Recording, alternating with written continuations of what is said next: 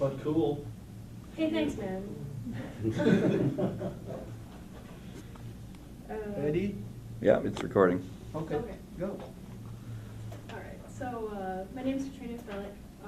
The story I'm going to pitch is called A Clear Lake. It's a genre, or the genre is a fantasy sort of drama. And the premise has to do with the afterlife and death. Do you ever wonder what happens to us when we die, or think about what happens to people when they die just for like a couple seconds? What happens to them in that time? What happens to their metaphysical self, their whole essence? Well, in my story, what happens if somebody dies for just a moment, their soul is literally separated between the physical self and then your sort of a ghost of who you used to be over here. So it's the same person, same essence, but literally separated, almost yin and yang. And so that's what happens to my main character, Sean Lee, who is a young author who's going through just losing her best friend. So she's in a lot of pain and she's trying to get through it.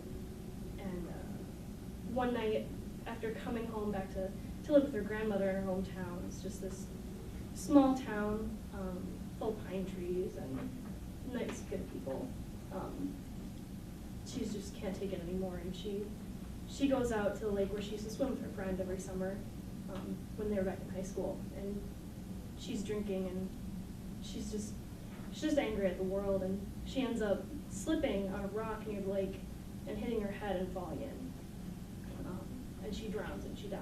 But somebody who happens to be nearby at this lake sees her fall in, and they resuscitate her and bring her back.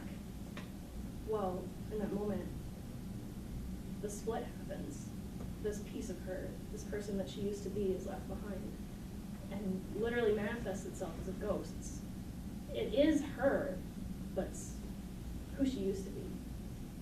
And at the same time the separation happens, she also loses every single painful memory that she's ever had. Anything that's caused her heartache. Her best friend, who she just lost, she has no memory of. Her mother, who is a lying, opportunistic, selfish alcoholic who left her when she was in high school. She can't remember her mother. She can't remember any of the bad relationships that she had that caused her trust issues, and she's this completely different person.